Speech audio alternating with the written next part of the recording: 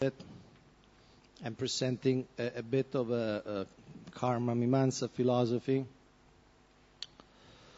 So today, text 16. Om Namo Bhagavate Vasudevaya. Om Namo Bhagavate Vasudevaya. Om Namo Bhagavate Vasudevaya. Svabhavatantro hi janaha Svabhavam anuvartate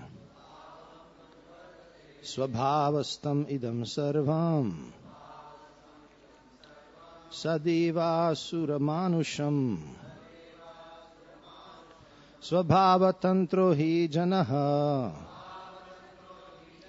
Svabhavam anuvartate Svabhavastam idam sarvam Sadeva suramanusham.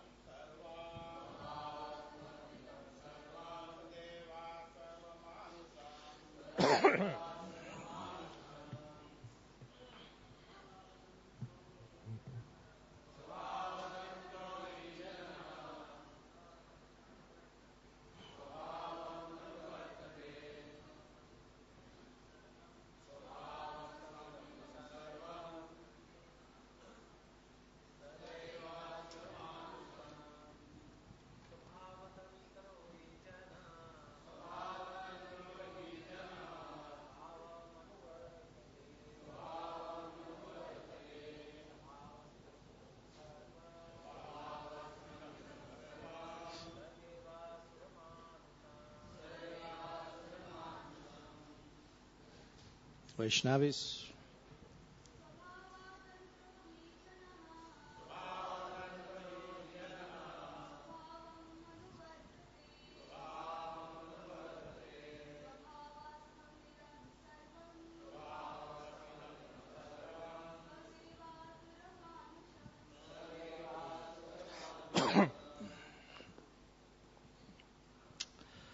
Svabhava of his conditioned nature. Tantraha, under the control. He, indeed. Janaha, a person. Svabhavam, his nature. Anuvartate, he follows. Svabhavastham, based on conditioned propensities. Idam, this world. Sarvam, entire. Sa, together with. Deva, the demigods. Asura, the demons. Manusham, and humankind. Translation. This is Lord Krishna speaking to the Brijvasis, including his elders. They were organizing the yagya for Indra. He's trying to dissuade them, and he's presenting different reasons. So, translation. Every individual is under the control of his own conditioned nature, and thus he must follow that nature. This entire universe, with all its demigods, demons, and human beings, is based on the conditioned nature of the living entities. Put by Vrindavananda Maharaj and his team. Lord Krishna here elaborates upon the argument given in the previous verse. Since everything depends on Svabhava, or one conditioned nature, why bother worshipping God or the demigods? This argument would be sublime if Svabhava, or conditioned nature, were all-powerful. But unfortunately it is not. There is a supreme controller, and we must worship him, as Lord Krishna will emphatically reveal in this chapter of the Srimad Bhagavatam. For now, however, his content to these his relatives. Om Agyanati Mirandasya Garanjana Sarakaya Shakshuramita Miratasmai Shri Gurino Om Vishwadaya Krishna Namam Vishwapadaya Krishna Vastaya Bhutale Shrimati Bhaktivedanta Swami Namini Namaste Saraswati Devi Gauravani Krishnani Vishesa Sunyavadi Paschatya Dishatarni Vanchakalpatarubhyascha Kripasindhuvascha Patitanam Pavanebhyo Vaishnavebhyo Namo Namo. Translation again, if you like to repeat. Every individual is under the control of his own conditioned nature. And thus he must follow that nature. This entire universe, with all its demigods, demons and human beings, is based on the conditioned nature of the living entities. This concept of svabhava, it's a very important concept. We find it many times in the Bhagavad Gita itself and now in the Bhagavatam. Svabhava, or one's own nature. Of course, we are talking about an acquired nature. Acquired nature according to the gunas. So it's not really swa in the sense own of the Atma, but the person, we could say the historical person, in touch with material nature, acquires a certain personality, certain tendencies. In fact, Lord Krishna, in the 18th chapter, when he describes the natural four divisions of human society, use always these words, svabhava. He describes the brahmanas, and then he say brahma karma svabhavajam. This is the karma of the brahmanas, or the activities of a brahmana, born of his own nature. Then he describes the qualities of a kshatriya, and then he says kshatriyam karma svabhavajam. This is the nature of or activity function in society of a kshatriya based on its svabhava. Same with the Vaishya. Vaishya karma svabhavajam. Shudrasyapi svabhavajam.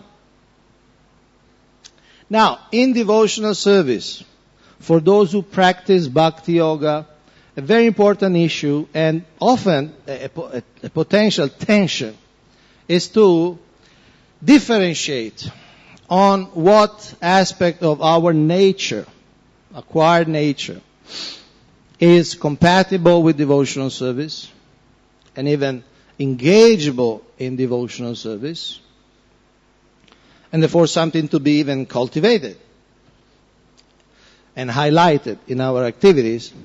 And what are those aspects of our nature which are not compatible with devotional service, and we need to work on removing on different levels of the personality.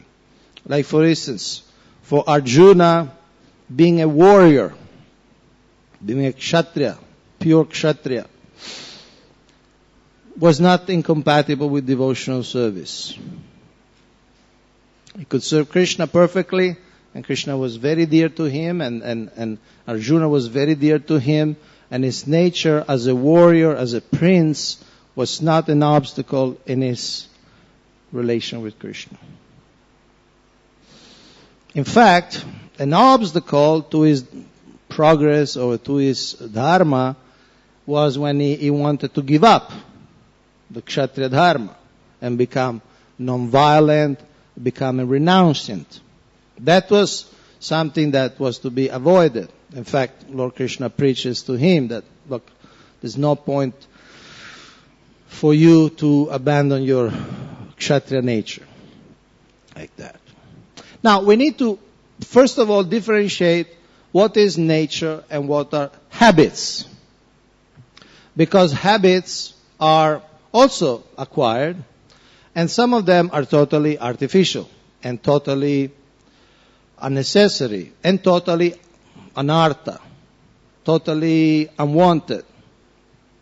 And so therefore our 4 regulative principles come to our help, because we know that those 4 regulative principles, or either those activities prohibited by 4 regulative principles, those are all anarthas. They are unnecessary and they are artificial habits. And because they are artificial, they can be given up, because nobody, real nature, is performing those activities. For instance, smoking. Srila Prabhupada explained, nobody smokes at the beginning of life. Babies, young children don't have the tendency to smoke. They're not attracted to smoking.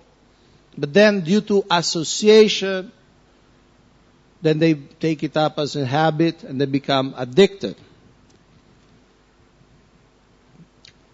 In fact, tobacco was not known in this part of the world until after at least Christopher Columbus, right? I don't know when it was introduced in India, tobacco, the exact date. I don't know, is it Vasco da Gama? I don't know the history of tobacco in India. But since tobacco is known in India since only maximum 500 years. So nobody can say it's my nature to smoke tobacco. Because there was not tobacco, so how can it be your nature? It's something really imported, even geographically speaking or geopolitically speaking, it's something imported. Tea is also the same, right? Tea was imported by the British, right? Am I correct? So for thousands of years, nobody smoked nobody in India smoked tobacco in different forms, pipes or cigars or cigarettes. And nobody drank tea for thousands and millions of years because there was not tea. But now the whole country is hooked to that. And millions and millions and millions of people, I'm not saying especially in Mumbai, but a lot of people in Mumbai, they cannot function without their tea, without their smoking, and without their coffee, which is also imported from South America. So certainly nobody can rationally claim that smoking is my nature. It's an habit. Like drugs. It's an habit. Something that you impose, and then of course your body becomes addicted to that. Somehow everything toxic becomes addicted. You start adding toxic and then toxic elements to your body, and then the body keeps asking for it. Nicotine or alcohol, and it starts having symptoms of withdrawal if you don't give them to it. But again, it's all totally acquired. So at least we know very clearly that all the activities prohibited by the 4 regulative principle is not our svabhava. And they are incompatible with devotional service. And so we know. Of course, it may take some time to get rid of them. And we should be, of course, tolerant and patient with people who have been struggling and on these addictions for long time, sometimes maybe for lifetimes. So, but we know that you cannot claim that it's part of your svabhava. So what is part of our svabhava? That's obviously an individual question to answer. For instance, I like this approach for training of the Chowpatty community, in which you have first this VTA, Vaishnava Training Academy, in which young men start living in the ashram, and they so become acquainted, familiar with the ashram situation, the ashram atmosphere, the ashram rhythms of life, and so on. Then they decide. At that time they decide if to become brahmachari. And they decide, do I want to live a life of ashram? Do I want to become a brahmachari? At least for some substantial amount of years. Or Do I want to continue working and, start a family and all that? So there is the person individually, with the help of the guides, they test themselves. Can I live in this lifestyle? Can I do this? Then if they decide, yes, let me go on, then you have the BT, the Brahmachari training, another year in which they actually study more deeply the Shastra, they get the Bhakti Shastri, and so on. And then, if they graduate from that, now you have this Bhaktivedanta Vidyapit, where they go for 2 years to the farm, Govardhan eco-village, and they intensely study the books, Bhagavatam, the whole Bhagavatam, Chaitanya Charitamrita, Lilamrita, and so on. So I like this approach because it gives the person the chance to test. It's not just grabbed, and it's not a nature imposed onto him. It's given a chance. Srila Prabhupada here in Mumbai said, Vedic culture means everybody is given a chance to become a Brahmana. In other words, to live according to Brahminical lifestyle and principles. And even to become a teacher in society. So I like that. I like that approach. So I find it very mature. I find it very sattvic. In some place, either because they are maybe short in manpower or something, as soon as somebody comes, it's kind of immediately installed as a brahmachari, and maybe that's not really his nature. And there are so many problems when you try to impose something upon people that it's not their nature. Okay? And so, Swabhava. Everybody has to understand. Sometimes we should not make the mistake that we think that what is actually good in us is bad and what is bad is good, because we may also make that mistake. Like there is a letter in 72, I believe, that Srila Prabhupada writes to 4 Sankirtan devotees, 4 ladies. And it's interesting because it's to 4 ladies. So it's not just one personal instruction. So these ladies were a bit worried because they heard that the lady should be very chaste and very shy. But their service was to stop people in the street all day and trying to sell books, which is an activity which requires a lot of energy, a lot of assertiveness, and even a touch of aggressiveness. So Srila Prabhupada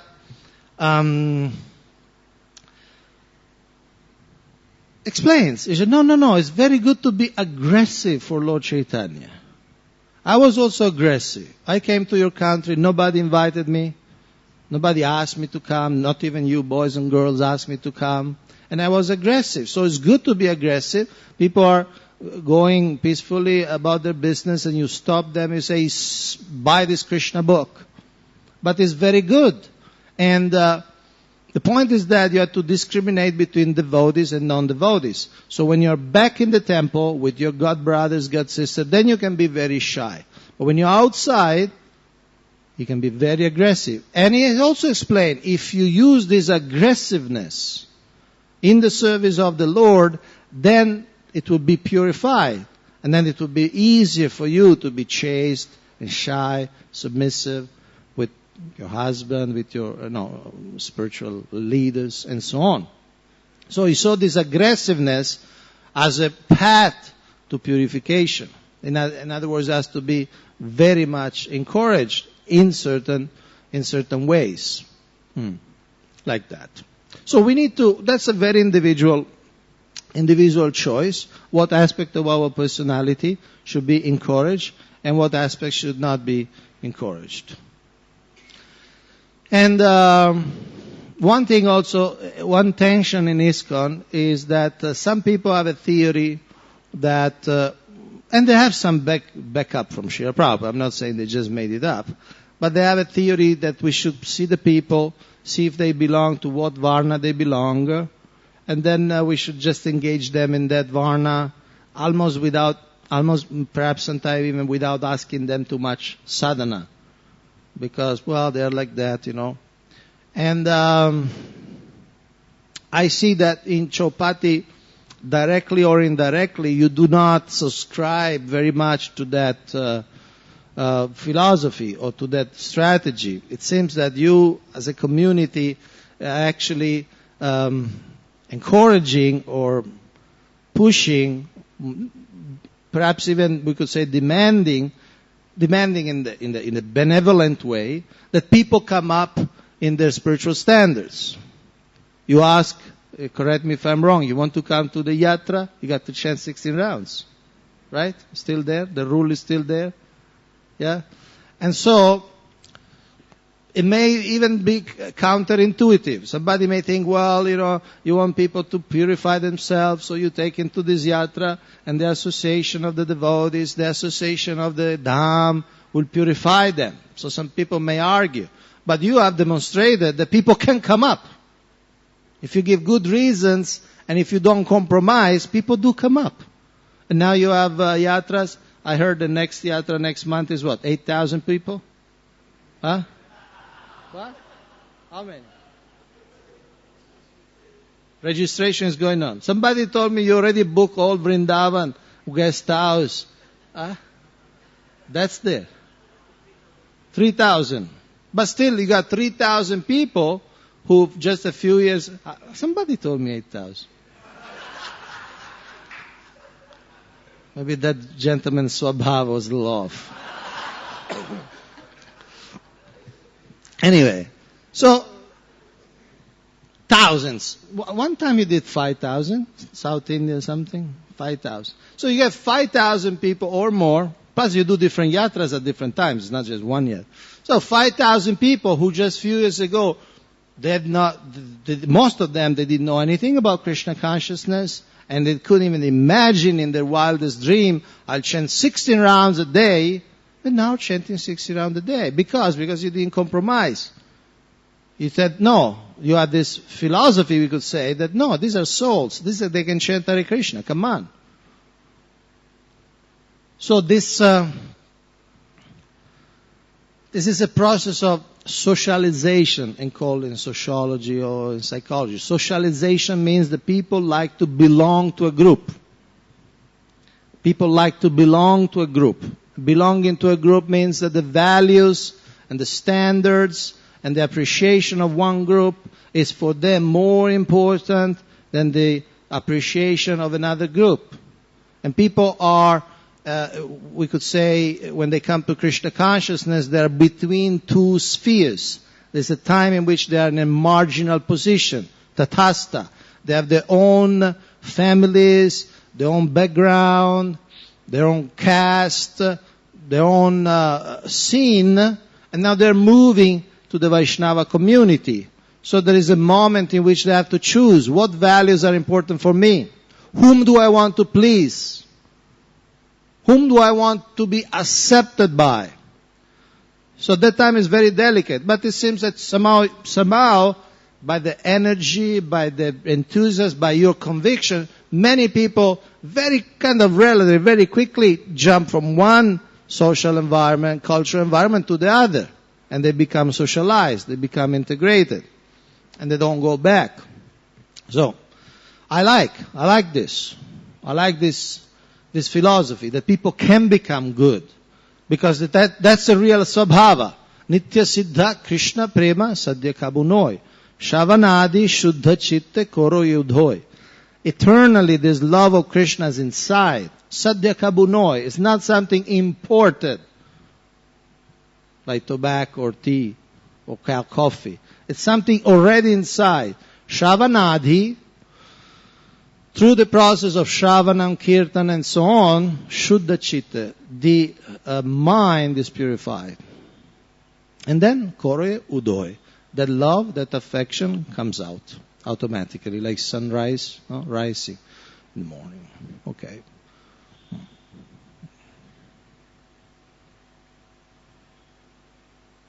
Up to what time we go? 9:15. Okay. Any questions so far? There's another section, but any questions so far?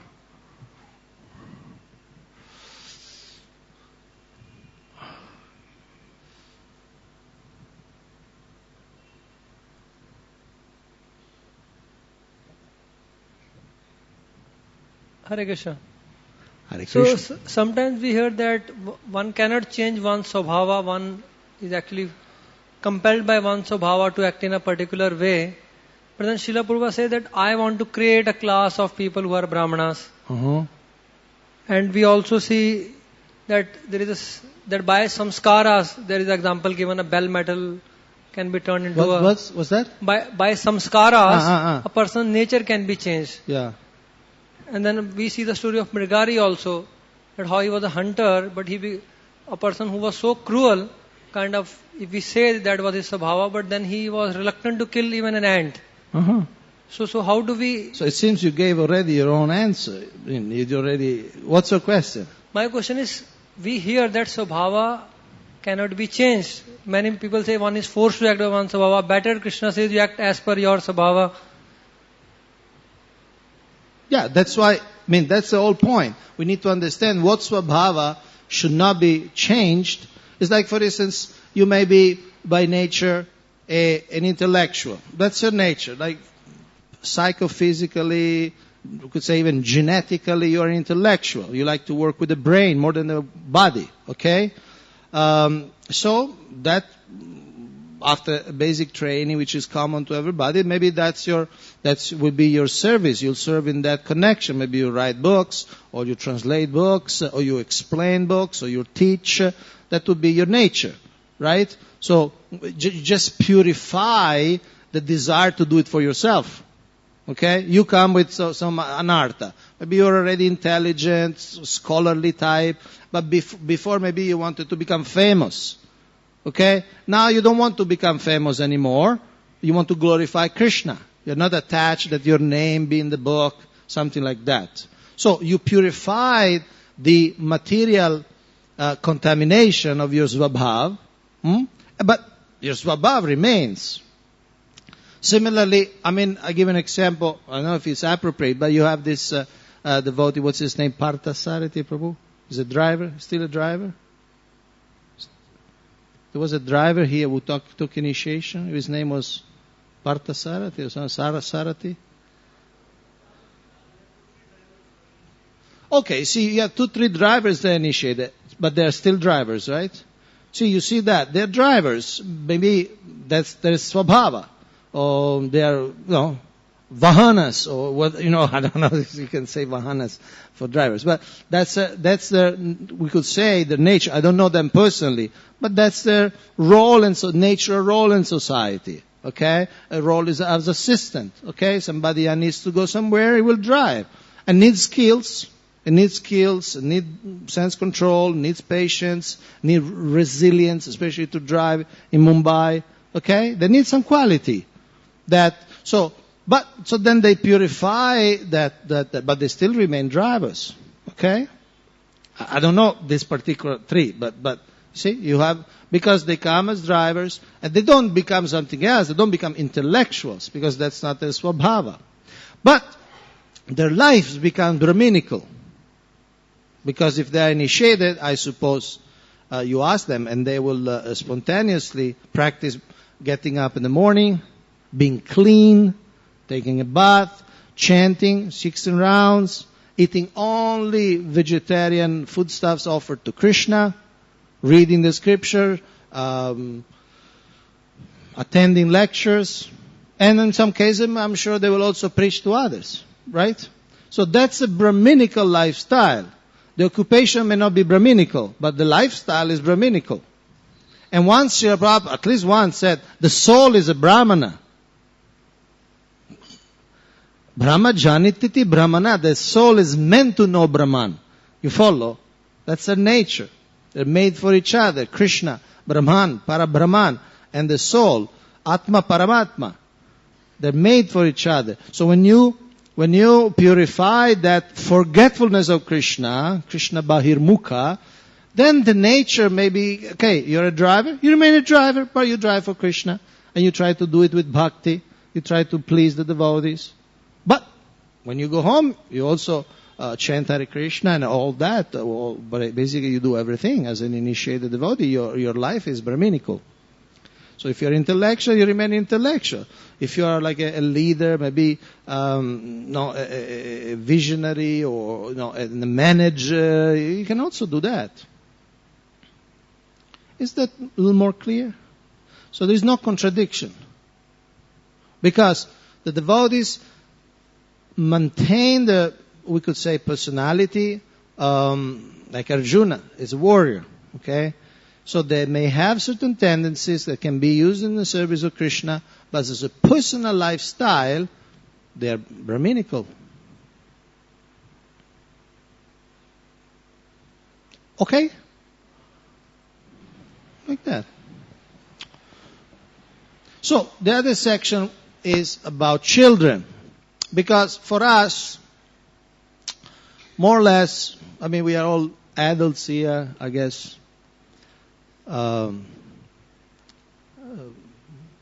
we are born already, and we had a few years of childhood, and then we went to school, some schooling of some sort, and then we went maybe more schooling, and then maybe more schooling. Anyway, and some of us have worked in the world, some of us have done different things. So for us, it's really, in one sense, it's not a real big issue. We know we need to chant Hare Krishna and to study, and then we engage in devotional service as much as possible. Okay?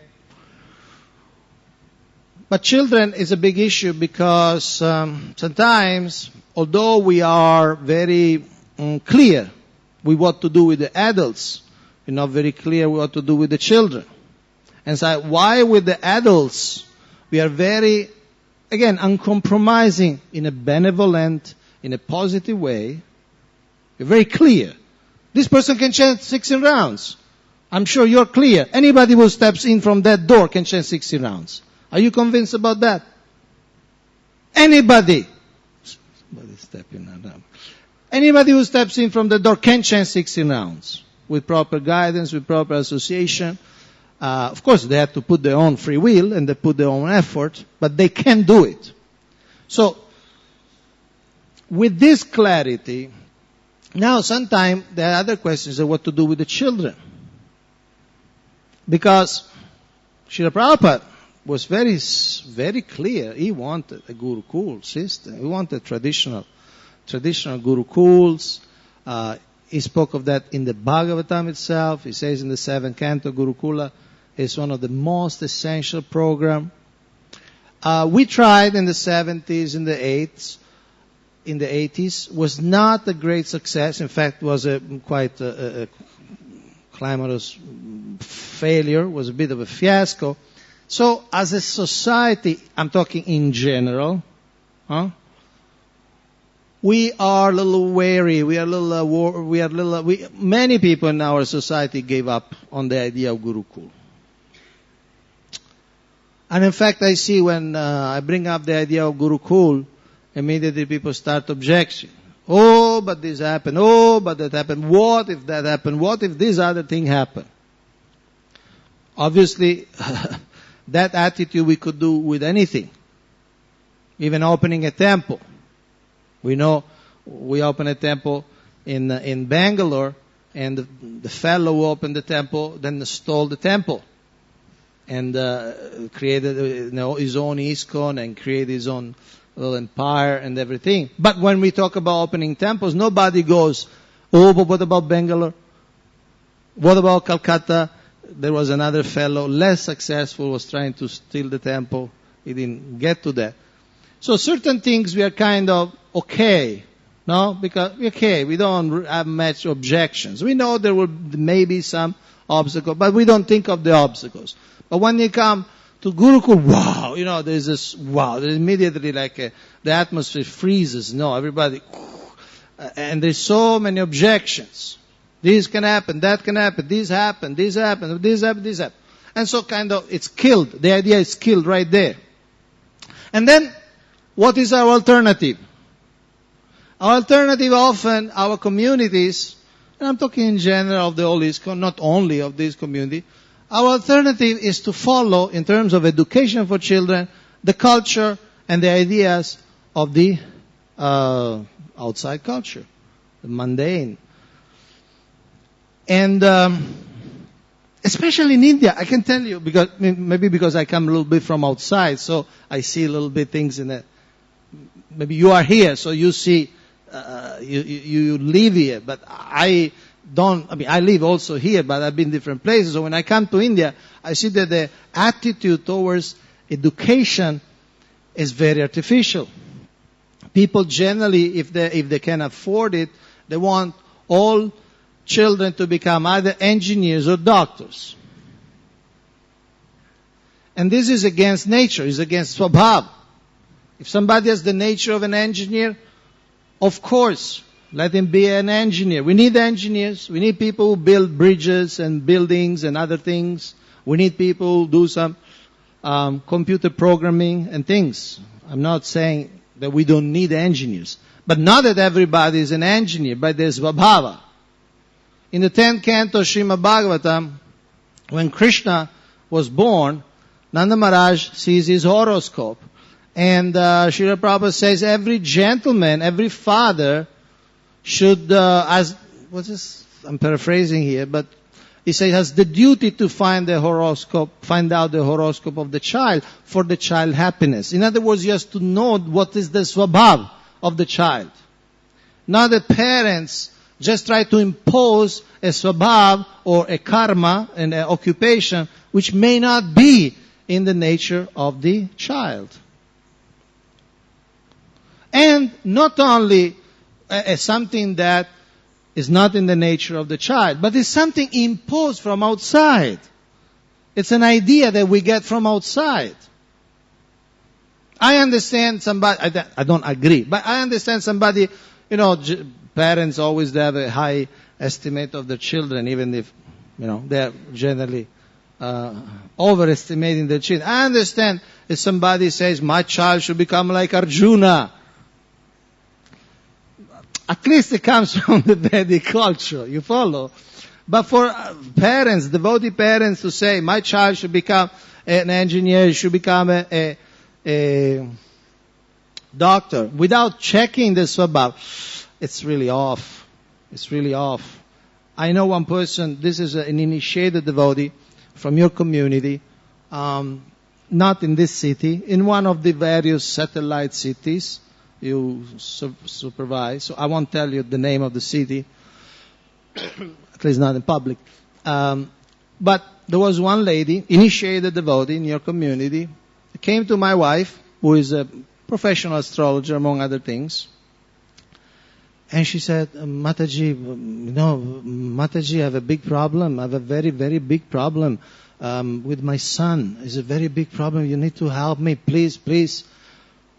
And then my wife thought maybe this boy is, handicapped or retarded or some other serious problem, no? So then he said, okay, I'll come to your home. We'll talk. We'll see the chart. We'll see. We'll see the boy. We'll see the chart. So my wife went to the house of this lady. And at that time, the boy came back from school. And the boy was completely healthy, enthusiastic. He jumped the gate. He was dancing. He was singing. So my wife felt relieved. There's nothing wrong with this boy. And the mother said, I'm trying my best to make him into an engineer. But he's always drawing. And then he opened the school bag that was full of drawing. He likes to draw. He likes to paint. And I don't know how to stop him. I'm paying lakhs, different astrologers. They did Homa. They're selling me stones. It's initiated devotee, yeah? And they said, I'm spending money, like rivers of money, to change, to make him into an engineer. And somehow nothing works. He's always drawing. First of all, the boy was only 8, so it's kind of a little early to become an engineer when you are 8-year-old. But anyway, and her motivation was, In our family, everybody's an engineer. What will think if he doesn't become an engineer? And she was really suffering intensely. What kind of social stigma? What a shame if he doesn't become an engineer. So then my wife saw the chart, and this boy is a natural artist. He can do drama, he can do choreography, he can do, it's an artist. That's his nature. That's his swabhav. Okay? It's creative. He can express different feelings and different concepts through art. And that's his nature. That's what he's born to do it. So, why try to change? And of course, he can be very happy doing that. And of course, we all know, we are in Mumbai, we are in Bollywood. Artists can also become very rich. Artists doesn't mean they have to be poor. They can be very rich, very influential. And we need in society, we need photographers, we need painters, we need choreographers, we need film directors, drama directors, drama troupe organizers, managers. We need, because society needs also art. So why, if your child is an artist by nature, so it's so good, in one sense, it already is manifesting. Sometimes you have children that you don't know what they are. But he's 8 years old, is already clear what he can do all his life. And he can do it for Krishna. But, so we have this idea that no, he has to become an angel. And this creates a lot of fear in the parents, a lot of pressure on the child, and then maybe very serious psychological, even physical problems. Because when you force people to do something that they are not, it's against nature. Against nature means against God, against the will of God. And Krishna says very clearly after these verses, I quoted, Swabhavajan, Brahma Nakshatra Vaishya Shudra. He says,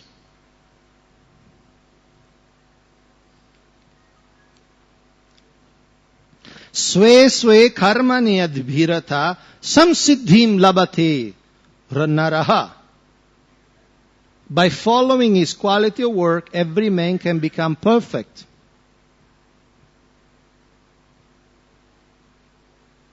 Sve sve karmani. See the emphasis? Sve sve karmani abhirata.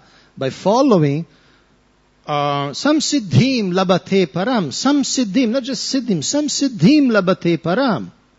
So, as a society, I'm talking about ISKCON in general, we need to train our parents in this understanding. Otherwise, we have a kind of dichotomy.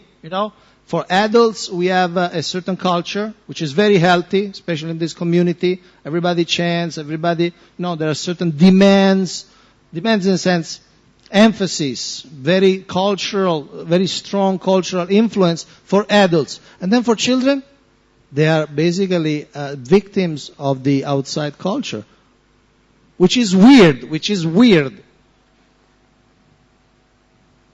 Girls study, often they study for many years only to get a quote-unquote good husband. Right? Many girls, they have to get a degree, otherwise they don't get a husband with a degree. Am I right? And many of those girls do not plan to use those skills because they want to get married, have children, and stay at home. But they had to study for years and years and years, something that they may don't like, something that they hate, so then they can get a husband who some degree. Because a husband who has a MA, a master, won't marry a woman who doesn't also have a master, and so on. And this is all artificial, it's all craziness. So at least in our community, we should get away from this craziness.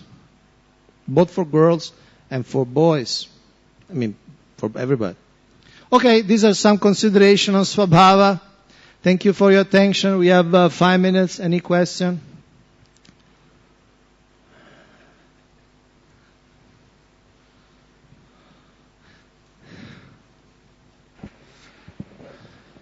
Mr. Prashna.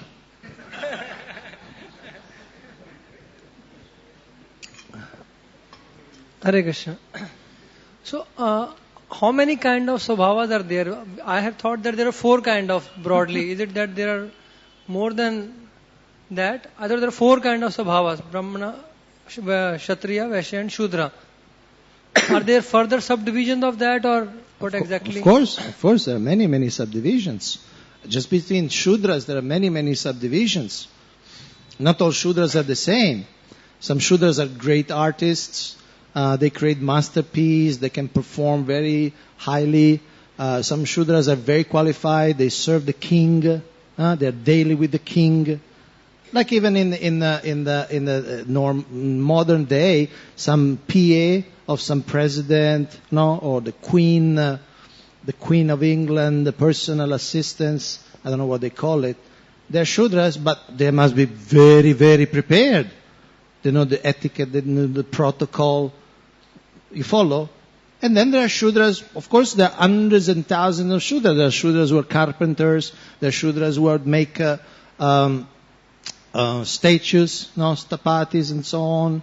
So there are thousands of type of Shudras. There are Shudras who deal with milk, like selling milk and things like that.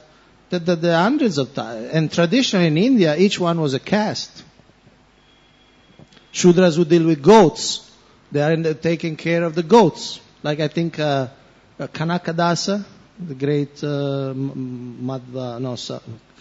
Kanakadasa was a goat herder. And of course, they say it was Vidura. But, yes. There are many natures. Like Chanakya Pandit is a Brahmana, but obviously has that nature also as a politician.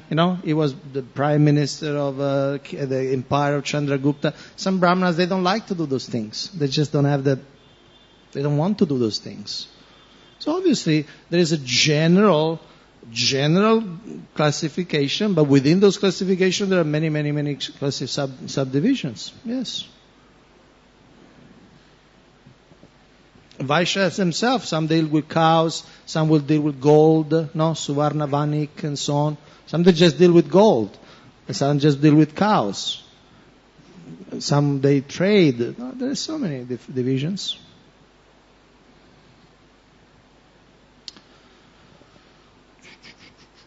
So time is up. So we stop here, Unless, should we take another question or not? Okay. First, state your swabhav before asking the question. I'm joking. Harish, Prabhuji, you said that we have to save ourselves from this outside influence. Like there is, as you said in India, people wants to become engineer or doctor, right? But because we are staying with the society, and our group is very less, those who are practicing Krishna consciousness, so we cannot get rid of it, because we have to stay in the society, we have to earn also our livelihood. There is no other way of earning. So how practically it is possible to practice Krishna consciousness and parallelly stay with the society? But like in Gurukul also in Vada, they have this CBSE syllabus, which is our Maharashtra State Board. Mm-hmm. State Board. And parallelly they give devotional topics also. They teach boys. So how practically it is possible? If there is the will, there is the way. Henry Ford, who is the grandfather of Ambarish Prabhu, so generally we say Ambarish Prabhu is the great-grandson. Henry Ford was the great-grandfather of Ambarish Prabhu. That was his main qualification. He said, if you think you can, or if you think you cannot, you are right both ways. You are right both ways. Because if you think you cannot, you cannot.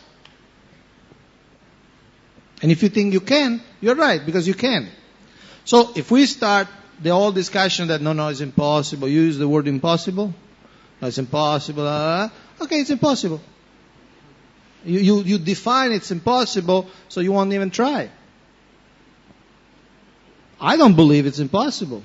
I think it's possible. And not only, but we have the duty to do it.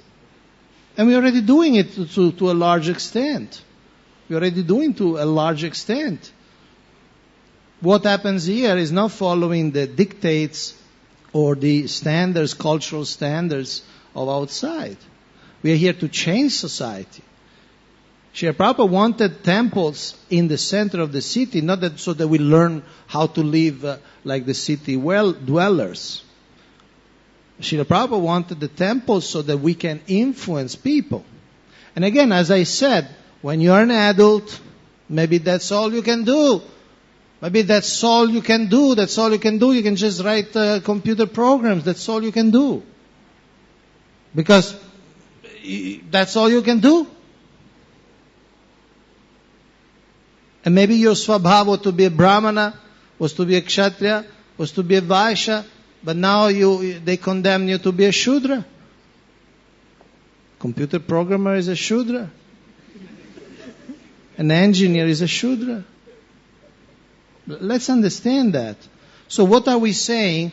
That, we cannot survive unless we all become shudras. If you say so, if you think so, you may want to consider there may be some deep lack of faith in God. I mean, we heard millions of times, right? God feeds also the elephants. I mean, how many times we heard that? You know? But we don't believe it. Because we think in our mind, somehow that gets translated into God feeds the elephant, but He won't feed you if you're not an engineer. That's how it's translated in our mind. And it's not your fault. I mean, you have been brainwashed for all your life, practically. I mean, I don't know you, but if you are similar to the average Indian educated boy, you have been brainwashed. And so you think it's impossible to survive if you don't serve somebody else. If you don't get a job from somebody. It's impossible. I suggest you take a few steps back, look at a little bit from a more cosmic perspective. God creates the world, and then puts different people, different swabhavs, and people can actually operate in their swabhav. There's not that something changed in the universal plan. No? That now Brahmana, Kshatriya, Vaishyas cannot survive anymore unless you become a Shudras. So please take a look. Take a look. This is an anomaly, a cultural, intellectual anomaly, economic anomaly. It's an anomaly. I strongly believe we can create a mentality in our communities that people can live and flourish according to their swabhav, without having to, being forced into something they are not because the society says so, or because the society thinks so.